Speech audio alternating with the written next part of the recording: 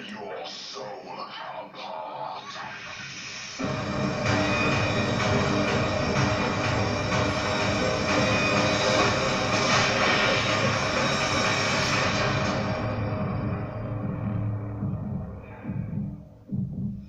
Bonjour mes amis, j'espère que vous allez bien. Aujourd'hui, petite vidéo critique d'un film que j'ai particulièrement aimé quand je l'ai vu à l'époque, un film des années 80, un film français, Ciao Pantin. C'est parti.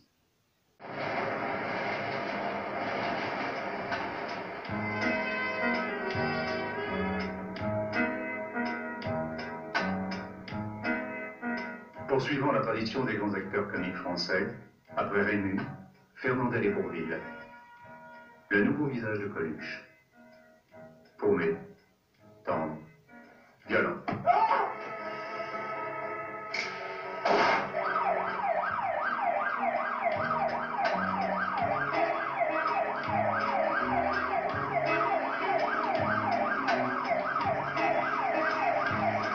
Officier de police Bauer. Les Jérémy Petit-Jean? Non, pas exactement, je suis le pompiste de la station service, évidemment.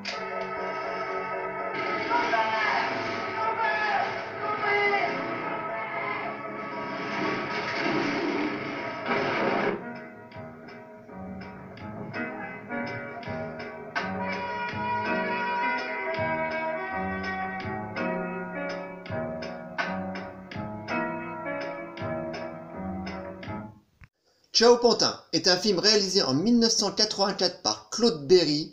On retrouve dans les rôles principaux Coluche et Richard Anconina. Alors, que raconte Ciao Pantin? On suit les aventures de Lambert, un pompiste alcoolique dépressif qui travaille essentiellement la nuit. Un soir pas fait comme les autres, il va rencontrer la route d'un jeune paumé joué par Richard Anconina, un jeune qui vend de la drogue pour gagner sa vie. Très rapidement, Lambert va se lier d'amitié avec ce jeune, mais va même le considérer comme son propre fils. Et un soir, ce jeune va se faire assassiner par d'autres dealers. À ce moment-là, la vie de Lambert va complètement s'écrouler et va commencer à mener son enquête pour retrouver les assassins de ce jeune, pour les massacrer. C'est un film qui est tout bonnement magnifique. Très belle mise en scène, très belle réalisation de Claude Berry. J'ai rarement vu la nuit filmée de cette manière. La nuit est magnifique parce que le film, la quasi-totalité du film se passe essentiellement la nuit. Doit avoir deux scènes où ça se passe au petit matin, mais c'est tout. Voilà, Coluche est tout bonnement extraordinaire. C'est de loin sa meilleure prestation au cinéma parce que c'est vrai qu'à l'époque, Coluche nous avait habitués à ces comédies, je me rappelle du Maître d'école, Banzai, la Revanche du serpent à plumes. Donc Coluche nous avait habitués à des comédies et là c'est la première fois qu'il s'essaye à un rôle dramatique et je peux vous dire qu'il s'en sort haut la main. En face de lui, on retrouve un Richard Anconina bien jeune. À vue de nez dans le film, il doit avoir 18-20 ans, pas plus, mais franchement, il se débrouille super bien. On se lie d'amitié très rapidement à ces personnages qui sont paumés, voilà. On se retrouve dans un quartier de Paris très pauvre, etc. Donc on se lie très rapidement à ces personnages, voilà, qui sont assez dépressifs. On est dans un polar noir, attention les amis, pour ceux qui ne l'ont pas vu, on n'est pas là pour rigoler, mais voilà, on est typiquement dans un polar des années 80 comme on savait en faire à l'époque. Malheureusement, on en voit de moins en moins et c'est bien dommage.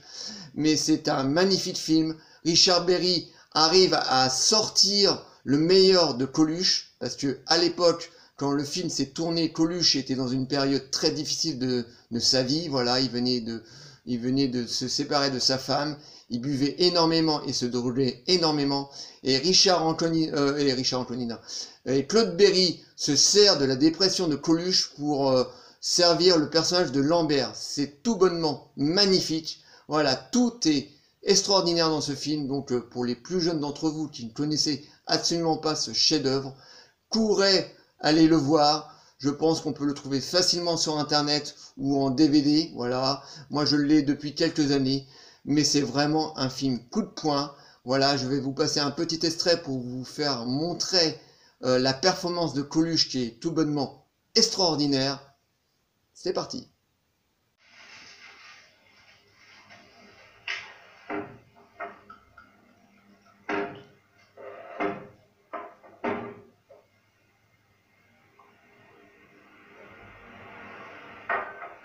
Il plaît pas? Ah si, il est bon mon gars, merci. Il est bon.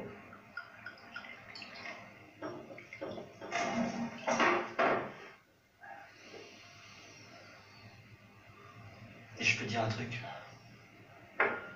Oui, ce que tu veux mon gars, vas-y. Je suis pas barman. Ah ouais? Je vends de la cave.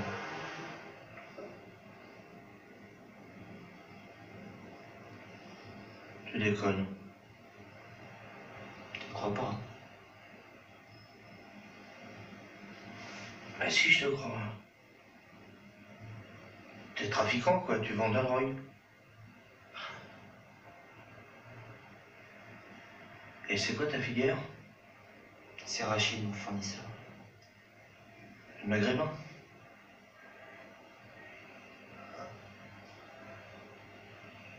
Je te déçois. Non, je m'en fous, mon gars.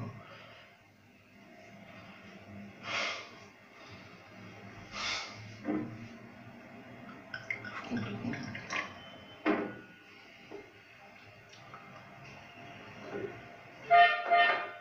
Prends bien le temps de mourir.